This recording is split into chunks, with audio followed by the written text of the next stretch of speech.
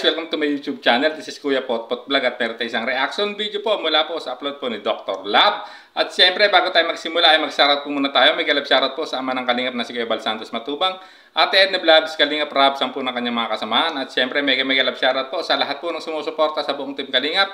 Ganon din po sa lahat po ng sumusuporta kay Kalingap Edu, no? At ayan guys, simulan na natin ang ating maikling reaction video, guys. Anong masasabi mo kay Ido? Ayos ba? Ayos ba? Okay ba? Guys, nakita nyo, no? Unang tanong, no? Dito ni Dr. Love, no? Sa papa po ni Beyonce, no? Habang nagdadrive sila at pupuntahan nila yung lote na nakita po ni Dr. Love, no? Natanong dito, no? Ni Dr. Love, no? Kamusta naman daw? Si Edo para sa kanya, guys. At nakita nyo yung reaction niya, no? Hindi agad siya ano ng sagot, guys, no? Napangiti at napailing na lang siya sa naging tanong po ni Dr. Love. Grabe, no? Mukhang hinatchet dito bigla ang papa ni Beyonce, ni Dr. Love, guys. So tuloy po natin. Hindi naman. Okay ba? Babait na bata yun. Wala kang masabi doon. Pwede ba maging malugang?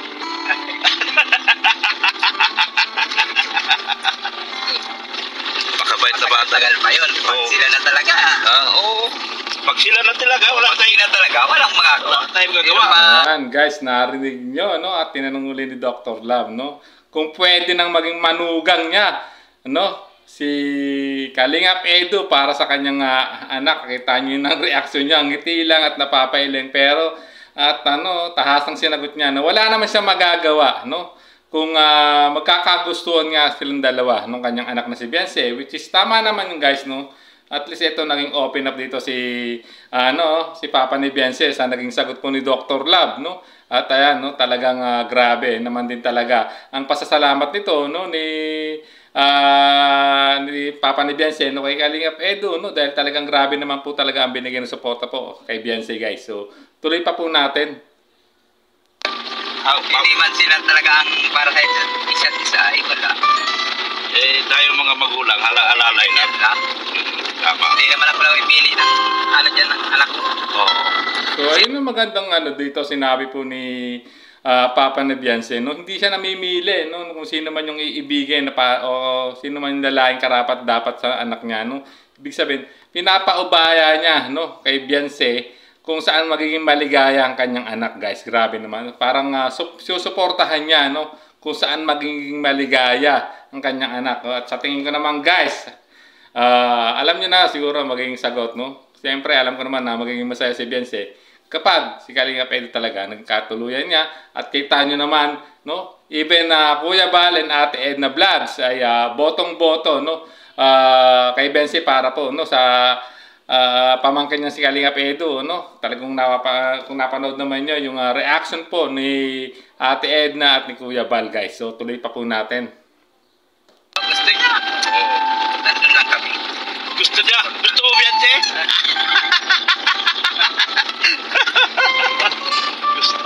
Gusto ni Beyonce. Grabe naman ang reaksyon, no, dito ni tatay, no, yung papa ni Beyonce, no, kung nung sinabi, no, o tinanong ni Dr. Love si Beyonce, no, na nasa backseat ng sasakyan, no, kung gusto ni Beyonce, no, talagang mukhang hindi na talaga maaawat, no, guys. Grabe, nakakahanga naman.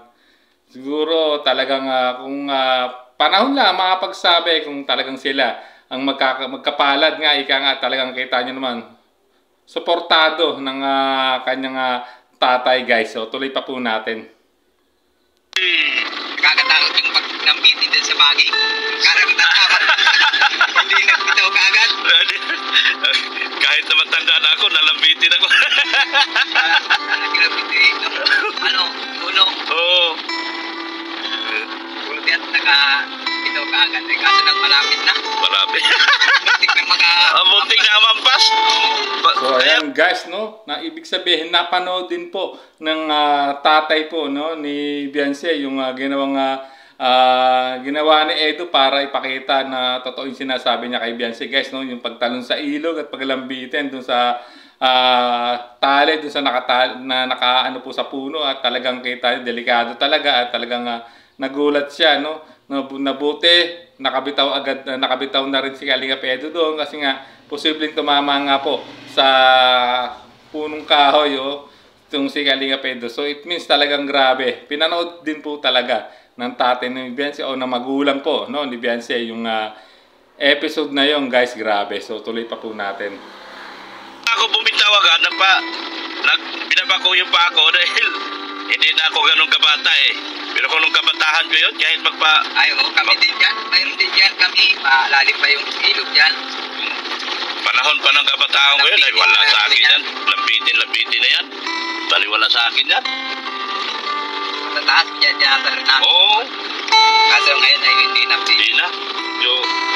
Ako nga sumabay din ako dahil 50 anyos na ako. Sumabay ako sa mga bata. Di ako magpapatalo. Nanonood ka kayo ni Besis nung napanood namin yung Oo. Tawa kami ng tawa. Sabi ko ng kampitin.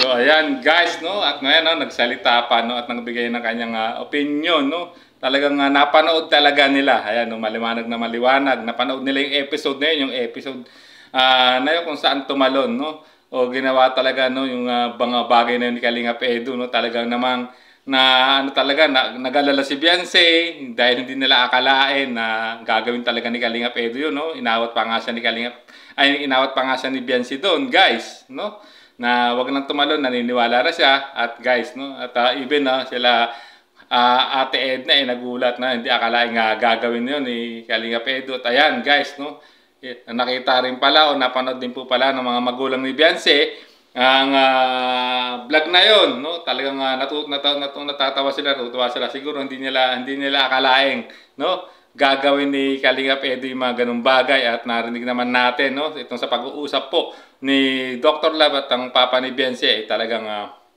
mukhang botong-boto na talaga, Ang kay Kalinga Edo para kay Beyonce. Ang nga lang talaga, tulad ng sinabi niya, wala naman siyang magagawa, kung kaligayahan ng anak niya, kung saan magiging masaya ang anak niyang si Beyonce ay susuportahan niya, Ay yun ang pagkakaintindi ko siya sa kanyang naging sinabi, Grabe. So it means very supportive po, itong tatay din po ni Beyonce, pagdating sa mga ganung bagay po para kay Beyonce, kung darating man yung araw na yun, if ever na talagang sila nga magkakatuluyan, sabi nga po nung papa ni Beyonce, wala naman siya magagawa. Masaya na siya, masaya siya para sa kanyang anak, guys. So, ayan, hanggang dito na lang ating maikling reaction video. Maraming salamat po. At siyempre, bago tayo magtapos, guys, kung gusto niyo mapanood pong full video nitong upload po, ay puntahan niyo po sa YouTube channel po ni Dr. Love. At siyempre, don't skip ads para makatulong po kayo sa adhikain po ni Dr. Love. At siyempre, guys, pasupport din po sa mga Kalinga partners po, na sina Pastor J. Morello, Mara 77 Vlog, kay Kalinga Puse, kay Mick Agnes Vlog, kay Villaris Mix TV, at sa iba pang Kalinga partners, ay support po natin ang kanilang mga YouTube channel, guys. So hanggang dito na lang po ang ating reaction video. Maraming salamat po. Hanggang sa muli po nating reaction. There's a vlogger named Kuya Papa, spreading good vibes, giving all he's got. With the camera in his hand, he hits the road, capture moments, sharing stories untold. Kuya Papa, he's the one we adore.